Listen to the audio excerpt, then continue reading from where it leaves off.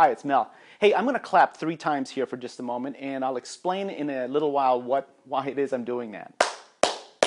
Okay, the reason I'm doing that is because about 2 weeks ago at one of the roundtable meetings, it's usually a weekly social media mastermind roundtable that I go to, we had a discussion about video. Well, naturally, I had a lot to say. Now, I don't know everything there is to know about video, so I don't want you to think that I'm like this broadcast Steven Spielberg expert and so on. But for web video, there's a lot we can do. There's even a lot you can do, and I would venture to say there's you probably know a lot more than you think. Okay, it's a lot easier than you think a lot of times. Now, one of the things that we did talk about is just some of the best practices, like maybe not getting too close to the camera. And this is where web camera gets a little bit weird because when you're really close to people, one of the best practices is not to bust their personal space. And web camera automatically does that. But the main thing I want to talk about here today is audio. One of the little known facts actually is you can actually suffer a little bit of you can suffer a lot of poor video quality if your audio sounds pretty pristine, okay, or at least relatively pristine. So what you don't want to have is be way back here someplace and then sound like I'm echoing in a big room or something like that where you have all of the ambient noise, okay. Now, one of the reasons I clapped 3 times is because I was explaining at this roundtable meeting how I use a secondary source. So I do have the video cameras audio that I'm recording using that. So I have that track that goes with this video. So that's audio that goes with the video. But the other thing I have is, if you notice this little ditty right here, okay, this is my poor man's, actually, I have a whole nother, I don't know where, hold on, let me get it. Usually, there's this whole other setup that I have. This is a lavalier mic where you actually attach, you've seen this on people on stage, they attach it to their belt, they clip this to their lapel, and they walk around. They can walk all over the place and sound like they're coming from the same audio source, which is really true because they're about this far away from their mouth to the microphone. Okay, so that's great, and this is what I usually use. Let me put this down. But little known fact is, for a poor man's microphone, and I just want to demonstrate what I do sometimes, is you can actually do this little setup here. I have an iPhone that I'm using to record this part of the audio, and meanwhile, this part of the audio you can hear is coming from the camera right now. Now I'm going to switch back over to my iPhone. This is coming from my iPhone. Well, now I have 2 audio sources actually that I'm using, and what I'm using here is you can see like a little clip that I've used to attach to my earbuds. It winds up through my shirt, and I'm using the microphone that's attached to my earbud right now to record this piece of the audio, okay? And I'm this far away from the microphone, from my mouth to the microphone source, okay? Now, the trick, though, is how do I sync up this audio source with the video and the audio that's coming from the camera? And that's what I'm going to show you next. And usually that happens in what's called post-production, or when you go to your editing software and you begin using all of that, it becomes very easy to overlay those the audio track on top of each other. So that way they're synced up and you don't get the you remember the old martial arts movies, where the B-level martial arts movies, where a lot of times they're talking and the audio doesn't go with their mouth and so forth. You don't want to have that. So that's why I clap 3 times, because that gives us what's called audio spikes that allows us to visually see where those spikes are and align this audio track that I'm using that comes off of my iPhone with the audio track that's coming off of the camera. And I'll show you how to do that next. Okay, so now I'm at my editor. Or I'm at my desktop. So what I've already done is I've imported or synced up my iPhone to iTunes. So this is here's all of the different voice memos and so forth. There are voice memo functions and apps on your iPhone that can take care of these things. Or a digital recorder can do this very well also. But I use the iPhone in our example here, and this happens to be the track that I just imported in. So let's take a look at that real quick. Hi, Mel Claro here. Hey, I'm going to clap 3 times for a moment, and I'll explain. Okay, so that was me explaining why I was about to clap. So that is the audio track, and all I'm going to do now is just basically take that and drag that over to my desktop. Okay?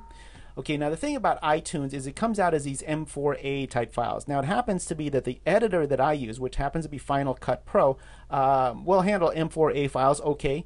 It's actually better if I use what's called an AIF file, which actually I've already exported that over to on my desktop here. Okay, so now what I want to do now is open up my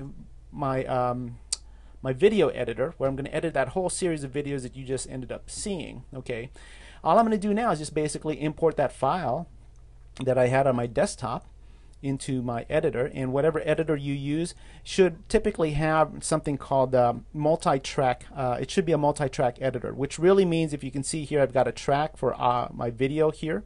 Okay, this is called the track, and this down here, this lower section is where all of the audio stuff goes. Okay, the audio files. For lack of a better word, I use stuff. All right, and now this happens to be the audio that came with the video that I was recorded straight from my camcorder. Listen to it.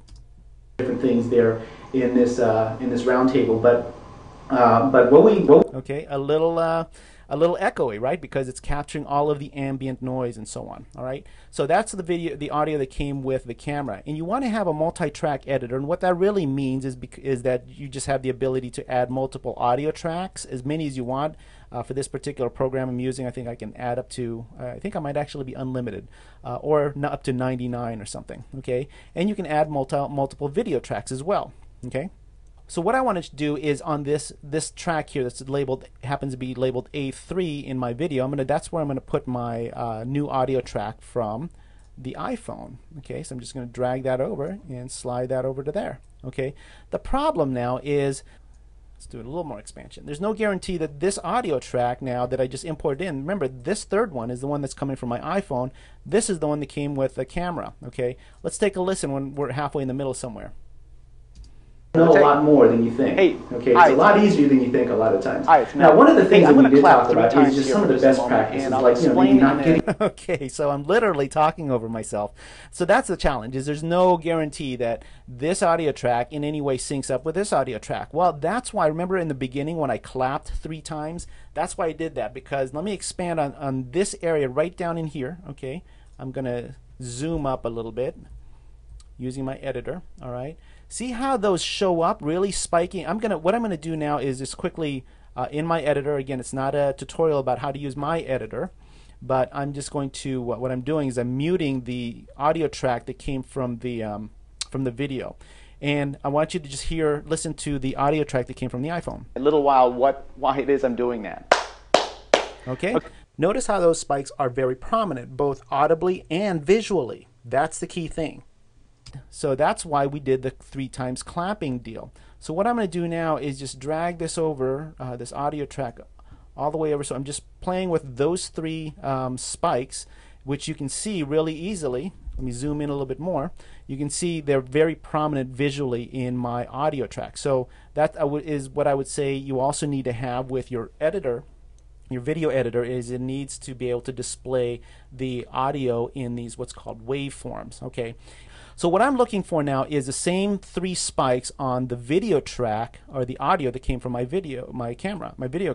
Okay, so let me unmute those other 2 tracks, and I'm going to drag left, and there they are. Okay, so I don't know if you can see these guys right over here. That's me clapping. Okay, the reason I'm doing that is because about 2 weeks ago at one of the roundtable meetings. Okay, don't need to listen to me talk again, but those are the spikes that we're looking for. All right, so I'm going to put my cursor right up there and put a little mark right on that. And now all I want to do then is zoom out a bit and basically just align those 3 tracks.